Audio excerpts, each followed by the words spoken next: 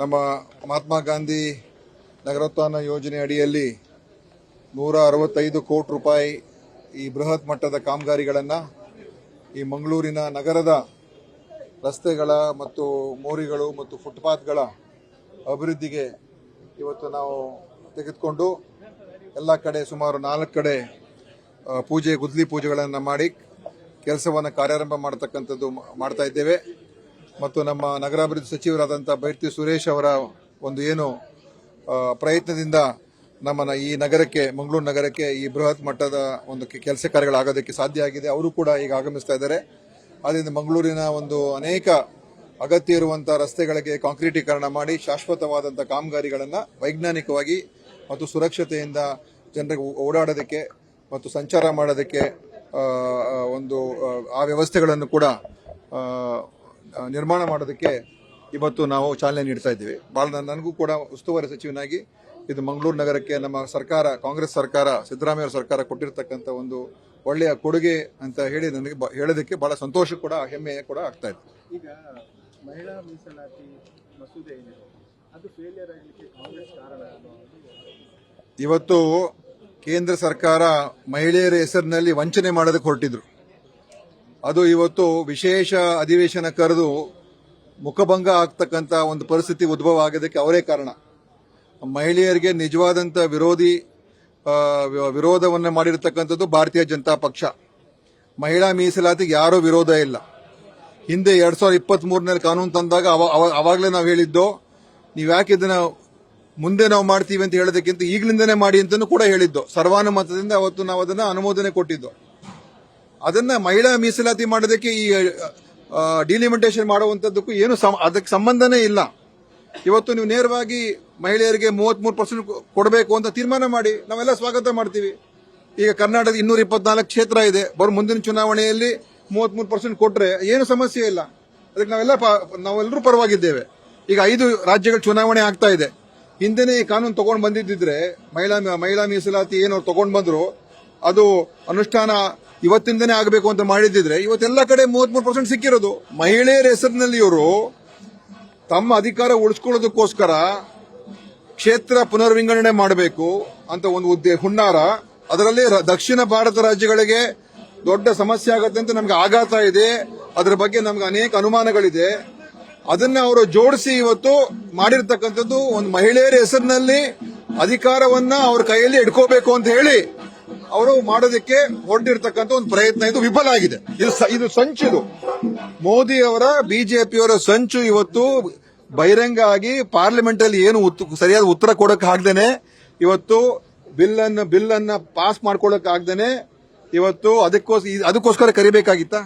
ಮೊದಲೇ ಪೂರ್ವಭಾವಿ ಸಭೆ ಮಾಡಬಹುದಾಗಿತ್ತು, ಎಲ್ಲರನ್ನು ಕೂಡ ಕರೆಸಬಹುದಾಗಿತ್ತು. ನಾವೆಲ್ಲ ಹೇಳ್ದು, ಎಲೆಕ್ಷನ್ ಮಧ್ಯದಲ್ಲಿ ಯಾಕೆ ಮಾಡ್ತಾ ಇದ್ದೀರಾ, ಇಷ್ಟು ತರಾತುರಿ ಯಾಕೆ, ಮತ್ತು ಮಹಿಳಾ ಮೀಸಲಾತಿಗೂ ಪುನರ್ವಿಂಗಡಣೆಗೆ ಏನೀಗ ಕನೆಕ್ಷನ್ ಯಾಕೆ ಇಟ್ಕೊಳ್ತಾ ಇದ್ದೀರಾ? ಮಾಡಿ ಮೀಸಲಾತಿಯನ್ನ ಇವತ್ತೇ ಮಾಡಿ.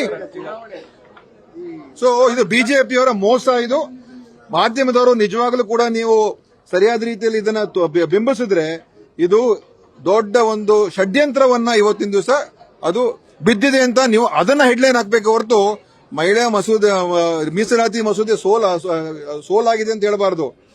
ಇವರ ಸಂಚು, ಇವರ ಹುನ್ನಾರಕ್ಕೆ ಸೋಲಾಗಿದೆ ಅಂತ ನೀವು ಬರೀಬೇಕು. ದಾವಣಗೆರೆ ಚುನಾವಣೆ ಇನ್ನು ಫಲಿತಾಂಶ ಬಂದಿಲ್ಲ, ಅದ್ರ ಮೊದಲೇ ಕಾಂಗ್ರೆಸ್ ಸೋಲು ಒಪ್ಕೊಳ್ತಾ ಇದೆ. ಯಾಕಂದ್ರೆ ಈಗಾಗಲೇ ಕೆಲವು ಕ್ರಮಗಳನ್ನು ಕೈಗೊಳ್ತಾ ಇರುವಂತದ್ದು. ನೋಡಿ, ಇದು ಸೋಲ್ಗೂ ಫಲಿತಾಂಶಕ್ಕೂ ಇದಕ್ಕೂ ಏನು ಸಂಬಂಧ ಇಲ್ಲ. ಅದು ಪಕ್ಷದ ಒಂದು ಶಿಸ್ತಿನ ವಿಚಾರಕ್ಕೆ ಸಂಬಂಧಪಟ್ಟಿರತಕ್ಕಂಥ ಒಂದು ಅಂಶಗಳು, ಅದಷ್ಟೇ ಹೊರತು ಚುನಾವಣೆಯ ಫಲಿತಾಂಶ ಏನಾಗುತ್ತೆ ಅಂತ ಯಾರು ಗೊತ್ತಿರ್ತದೆ. ನಾನೇನು ಜ್ಯೋತಿಷ್ಯನ ಹೇಳೋದಕ್ಕೆ ನಾಳೆ ಈಗ ಆಗ್ಬಿಡ್ತದೆ, ಗೆಲ್ತೀವಿ ಅಥವಾ ಸೋಲ್ತಾ ಇದೀವಿ ಅಂತ. ನಮ್ಮ ಲೆಕ್ಕಾಚಾರ ಇದ್ದೇ ಇರ್ತದೆ. ಆದ್ರೆ ಏನಾಗುತ್ತೆ ಅಂತ ಅದು ಈಗ ಪಕ್ಷ ವಿರೋಧ ಚಟುವಟಿಕೆಗಿಂತ ಅದು ಪಕ್ಷದ ಚೌಕಟ್ಟಿನಲ್ಲಿ ಯಾವ ರೀತಿಯಾಗಿ ಆಗಬೇಕಾಗಿತ್ತು, ಕೆಲವರು ಮಾಡಲಿಲ್ಲ ಅಂತ ಒಂದು ಕಾರಣ. ಅದಕ್ಕೋಸ್ಕರ ಕೆಲವು ಕ್ರಮಗಳನ್ನು ತಗೊಂಡಿದ್ದಾರೆ ಅಷ್ಟೇ. ಅದೆಲ್ಲ ಊಹಾಪೋಹಗಳು. ಜಮೀರ್ ಅಹಮದ್ ಅವರು ನಮ್ಮ ಒಂದು ಪಕ್ಷದ ಒಬ್ಬ ಹಿರಿಯ ಮುಖಂಡ ಮತ್ತು ಒಬ್ಬ ಪ್ರಾಮಾಣಿಕವಾಗಿ ಪಕ್ಷಕ್ಕೋಸ್ಕರ ಕೆಲಸ ಮಾಡ್ತಾ ಇದ್ದಾರೆ, ಒಬ್ಬ ಜನಪ್ರಿಯ ನಾಯಕ. ಅದನ್ನ ಈ ಕೆಲವರು ಏನೇನೋ ಅದಕ್ಕೆ ಬಣ್ಣ ಕಟ್ಟೋದಕ್ಕೆ ಹೊರಟಿರ್ಬೋದೇ ಹೊರತು ನನಗನ್ಸುತ್ತೆ ಇಂಥ ವಿಚಾರಗಳೆಲ್ಲ ಪಕ್ಷದ ಚೌಕಟ್ಟಿನಲ್ಲಿ ಚರ್ಚೆ ಆಗ್ತದೆ. ಟೀಮನ್ನೇ ಜಾಸ್ತಿ ಟಾರ್ಗೆಟ್ ಮಾಡ್ತಾ ಇದ್ದಾರೆ. ಮತ್ತೆ ಈಗ ರಾಜಣ್ಣ ಅವರು ಅದನ್ನೇ ಹೇಳಿರೋದು, ಸಿದ್ದರಾಮಯ್ಯ ಮಾತಾಡೋ ಪರಿಸ್ಥಿತಿಯಲ್ಲಿ ಇಲ್ಲ, ಸಿದ್ದರಾಮಯ್ಯ ಮಾತಾಡ್ತಾರೆ. ನೀವು ರಾಜಣ್ಣ ಅವರು ಏನ್ ಹೇಳಿದ್ದಾರೆ, ನೀವು ರಾಜಣ್ಣ ಅವರಿಗೆ ಕೇಳಬೇಕು. ನಾನು ಅದಕ್ಕೆಲ್ಲ ಉತ್ತರ ಕೊಡಕ್ ಆಗೋದಿಲ್ಲ. ನಾನು ಹೇಳುವಂತದ್ದು ಇದು ಪಕ್ಷದ ಒಂದು ಶಿಸ್ತಿನ ವಿಚಾರ, ಪಕ್ಷದ ತೀರ್ಮಾನ ಮಾಡ್ಕೊಳ್ತಾರೆ.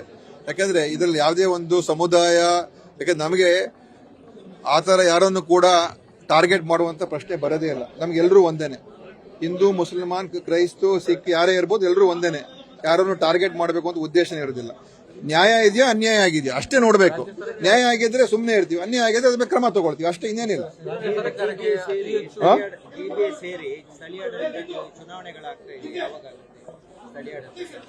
ಈಗ ಅದಕ್ಕೆ ಪ್ರಕ್ರಿಯೆಗಳೆಲ್ಲ ನಡೀತಾ ಇದೆ. ಸರ್ವೋಚ್ಚ ನ್ಯಾಯಾಲಯ ಪ್ರಕಾರ ಜೂನ್ 30ನೇ ತಾರೀಕು ಒಳಗಡೆ ಮಾಡಬೇಕು ಅಂತ ನಾವು GBA ಅವರು ಅದಕ್ಕೆ ಎಲ್ಲ ಪೂರ್ವ ತಯಾರಿಕೆ ಮಾಡ್ತಾ ಇದ್ದಾರೆ. ಬಹುಶಃ ಅದು ಅದರ ಪ್ರಕಾರ ಆಗ್ಬೇಕಾಗ್ತದೆ. ನನಗದು ಪೂರ್ತಿ ಮಾಹಿತಿ ಇದೆ, ಯಾಕಂದ್ರೆ ಅದು ಯಾಕೆ ಅಂತ ನಾನು ಚೆಕ್ಅಪ್ ಮಾಡ್ಕೊಳ್ತೀನಿ. ಯಾಕಂತ ಹೇಳಿದ್ರೆ ಅದು ಬಹುಶಃ ಈ ಸೆನ್ಸಸ್ ಇರ್ಬೋದು, ಬೇರೆ ಪ್ರಕ್ರಿಯೆಗಳಿರ್ಬೋದು, ಅದರಿಂದ ನಮ್ಮ ಒಂದು ಕೆಲಸ ಕಾರ್ಯಕ್ಕೆ ತೊಂದರೆ ಆಗ್ತಾ ಇರ್ಬೋದು ಅಂತ ಹೇಳಿರ್ಬೋದು. ಆದ್ರೂ ಕೂಡ ಚುನಾವಣೆ ಅಂತ ಆಗೇ ಆಗ್ತದೆ. ಅದು ಜೂನ್ ಅಥವಾ ಅದು ಯಾವ ಡೇಟ್ ಸರ್ವೋಚ್ಚ, ಇದು ಕೋರ್ಟಿನ ತೀರ್ಪು, ಕೋರ್ಟ್ ಈಗಾಗಲೇ ಹೇಳಾಗಿದೆ. ಸೊ ಅದನ್ನ ಮಾಡೇ ಮಾಡ್ತೀವಿ.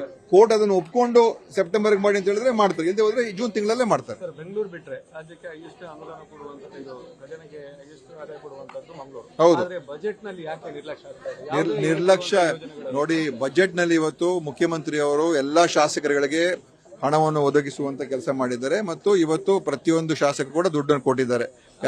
ಒಂದ್ ನಿಮಿಷ, ವಿಶೇಷ ಅನುದಾನ ಅಂತ ಹೇಳಿದ್ರೆ ಈಗ ನಾವು ಹೋದ ವರ್ಷ ಈಗ ಮೆಡಿಕಲ್ ಕಾಲೇಜ್ ಕೊಟ್ಟಿದ್ದೇವೆ, ವೆನ್ಲಾಕ್ ಆಸ್ಪತ್ರೆ ದುಡ್ಡು ಕೊಟ್ಟಿದ್ದೇವೆ, ರಸ್ತೆಗಳ ಅಭಿವೃದ್ಧಿಗೆ ಕೊಟ್ಟಿದ್ದೇವೆ, ಇನ್ನು ಹಲವಾರು ಯೋಜನೆ, ಪ್ರವಾಸೋದ್ಯಮಕ್ಕೆ ಉತ್ತೇಜನ ನೀಡ್ತಾ ಇದ್ದೀವಿ.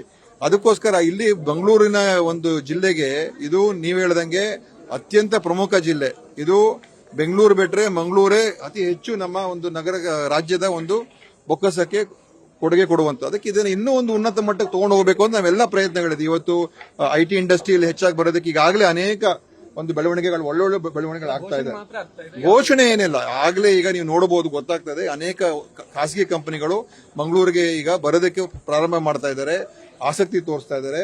ಯಾಕಂದ್ರೆ ಇಲ್ಲಿ ವಾತಾವರಣ ಚೆನ್ನಾಗಿದೆ ಮತ್ತು ಇಲ್ಲಿ ಒಳ್ಳೆಯ ಒಂದು ವ್ಯವಸ್ಥೆಗಳಿದೆ ಅಂತ ಹೇಳಿ ಬರೋದಕ್ಕೆ ಪ್ರಾರಂಭ ಆಗ್ತದೆ. ಪ್ರವಾಸೋದ್ಯಮಕ್ಕೂ ಕೂಡ ಈಗ ಹಲವಾರು ರೀತಿಯಲ್ಲಿ ಹೊಸ ಯೋಜನೆಗಳು ಅನುಷ್ಠಾನಕ್ಕೆ ಬರ್ತಾ ಇದೆ. ಹೊಸ ಹೋಟೆಲ್ಗಳು, ರೆಸಾರ್ಟ್ಗಳೆಲ್ಲ ಇವತ್ತಿನ ದಿವಸ ಇಲ್ಲಿಗೆ ಪ್ರಾರಂಭ ಆಗ್ತದೆ ನಮ್ಮ ಕರಾವಳಿ ಪ್ರದೇಶಕ್ಕೆ. ನಾನೇನು ಹೇಳಿಲ್ಲ. ಕಾಂಗ್ರೆಸ್ ಮುಸ್ಲಿಮರನ್ನ ಕೀಳಾಗಿ ನಡೆಸ್ಕೊತಾ ಇದೆ, ಅಸಮಾಧಾನ ಮುಸ್ಲಿಂ ಮುಖಂಡರೇ. ನೋಡಿ, ಕಾಂಗ್ರೆಸ್ಗೆ ಮುಸಲ್ಮಾನರು, ಕ್ರೈಸ್ತರು, ಹಿಂದೂಗಳು ಬೇರೆ ಬೇರೆ ಅಂತ ಏನಲ್ಲ, ಎಲ್ಲರೂ ಮನುಷ್ಯರು, ಎಲ್ಲರೂ ಒಂದೇ. ಆಯ್ತಾ? ನಾವು ಆ ರೀತಿ ಮಾಡುವಂತದಕ್ಕೆ ಹೋಗೋದೇ ಇಲ್ಲ. ಕೆಲವರು ಅವರವರೇ ಆದಂತ ಒಂದು ಅಭಿಪ್ರಾಯಗಳಿಗೆ ಬಂದ್ರೆ ನಾವೇನ್ ಮಾಡಕ್ಕಾಗಲ್ಲ. ನಾವು ಎಲ್ಲರನ್ನು ಕೂಡ ಒಂದಾಗೆ ನೋಡ್ತೀವಿ. ಯಾರನ್ನು ಕೂಡ ವ್ಯತ್ಯಾಸ ಮಾಡಬೇಕು ಅಥವಾ ತೊಂದರೆ ಕೊಡಬೇಕು ಅಥವಾ ಅವರಿಗೆ ಅನ್ಯಾಯ ಮಾಡಬೇಕು ಅಂತ ಇರೋದಿಲ್ಲ. ಯಾರಿಗೆ ತೊಂದರೆ ಆಗುತ್ತೆ ಅವರಿಗೆ ನಾವು ಖಂಡಿತ ಅವ್ರ ಪರವಾಗಿ ಬಂದು ನಿಲ್ತೀವಿ ನಾವು. ಅದ್ರ ಬಗ್ಗೆ ಎರಡು ಮಾತಿಲ್ಲ. ಇವತ್ತು ಹಿಂದುಳಿದ ವರ್ಗ, ದಲಿತ ವರ್ಗ, ಅಲ್ಪಸಂಖ್ಯಾತರಿಗೆ ಅವ್ರಿಗೆಲ್ಲರೂ ಕೂಡ ಹೆಚ್ಚಿನ ಒಂದು ಸಹಕಾರ ಬೇಕಾಗುತ್ತೆ. ಅದನ್ನು ಕೊಡೋದಕ್ಕೆ ನಮ್ಮ ಸರ್ಕಾರ ಮುಂದೆ ನಿಂತಿದೆ. ಎಲ್ರಿಗೂ ನ್ಯಾಯ ಕೊಡಿಸ್ತಕ್ಕಂಥ ಪ್ರಯತ್ನ ಮಾಡ್ತಾ ಇದೀವಿ. ಯಾವುದೋ ಒಂದು ಚುನಾವಣೆಯ ವಿಚಾರ ಇಟ್ಕೊಂಡು ಇಡೀ ಸಮುದಾಯಕ್ಕೆ ನೀವು ಅದನ್ನ ಹೊಂದಾಣಿಕೆ ಮಾಡಕ್ ಹೋದ್ರೆ ಅದು ಯಾವ ತರ್ಕ, ಯಾವ ಒಂದು ನೀತಿ, ಅದು ಏನು ಸಂಬಂಧನೇ ಇಲ್ಲ. ಆಯ್ತಾ? ಯಾವ ಕನೆಕ್ಷನ್ ಕೂಡ ಇಲ್ಲ ಅದಕ್ಕೆ. ನೋಡಿ, ಅವರಿಗೆ ಪೂರ್ತಿ, ನಾನು ಆಗ್ಲೇ ಹೋದ್ಸಲ ಹೇಳಿದ್ದೀನಿ, ಅವರಿಗೆ ಮಾಹಿತಿಯ ಕೊರತೆ ಇದ್ರೆ ನಮ್ಮ ಹತ್ರ ಬಂದು ಕೇಳಬೇಕು. ನಮ್ಮನ್ನು ಏನು ಕೇಳೋದು ಇಲ್ಲ, ಅವ್ರ ಇಷ್ಟಾನುಸಾರ ಏನಾದ್ರು ಮಾಡ್ಕೊಂಡಿದ್ರೆ ನಾವೇನು ಮಾಡಕ್ ಆಗಲ್ಲ. ಇದು ಎಲ್ಲ ನಾವು ಒಡಂಬಡಿಕೆ. ಆಸ್ಪತ್ರೆ ನಮ್ಮದೇ, ಸಿಬ್ಬಂದಿ ನಮ್ಮದೇ, ಅಧಿಕ ಒಂದು ವ್ಯವಸ್ಥೆಗಳು ಅವರು ಉಚಿತವಾಗಿ ಕೊಡ್ತಾರೆ. ನಮ್ಮ ಜನರಿಗೆ ಹೆಚ್ಚಿನ ಸೇವೆಗಳು ಸಿಗುತ್ತೆ. ಅದನ್ನ ಅವ್ರಿಗೆ ಅರ್ಥ ಆಗೋದಿಲ್ಲ ಅಂತ ಹೇಳಿದ್ರೆ ನಾನು ಈ ಕಮ್ಯುನಿಸ್ಟ್ ಅವ್ರಿಗೆ ಏನ್ ಹೇಳ್ಬೇಕು ನನಗೆ ಗೊತ್ತಿಲ್ಲ.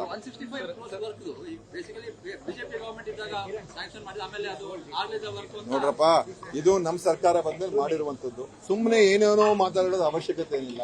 ಬಿಜೆಪಿ ಅವರ ಸರ್ಕಾರಕ್ಕೂ ಇದಕ್ಕೂ ಯಾವ ಕನೆಕ್ಷನ್ ಇಲ್ಲ, ಏನೂ ಇಲ್ಲ, ಝೀರೋ. ಅದ್ರ ಬಗ್ಗೆ ನೋಡಿ, ಈಗ ಮೆಡಿಕಲ್ ಕಾಲೇಜ್ ಅನ್ನ ಹೊಸದಾಗಿ ಕೊಡೋದಕ್ಕೆ ನಾವು ಈಗ ಸ್ಯಾಂಕ್ಷನ್ ಮಾಡಿಸಿದೀವಿ. ವೆನ್ಲಾಕ್ ಅಲ್ಲಿ ಕ್ಯಾತ್ ಲ್ಯಾಬ್ ಅನ್ನ ಪ್ರಾರಂಭ ಮಾಡಿದ್ದೇವೆ. ವೆನ್ಲಾಕ್ ನ ಇನ್ನೂ ಮೇಲ್ದರ್ಜೆಗೆ ಏರಿಸುವಂತ ಕೆಲಸ ಮಾಡ್ತಾ ಇದೀವಿ. ಈಗಾಗಲೇ 70 ಕೋಟಿ ರೂಪಾಯಿ ಅಧಿಕ ಸ್ಯಾಂಕ್ಷನ್ ಮಾಡಿದ್ದೇವೆ.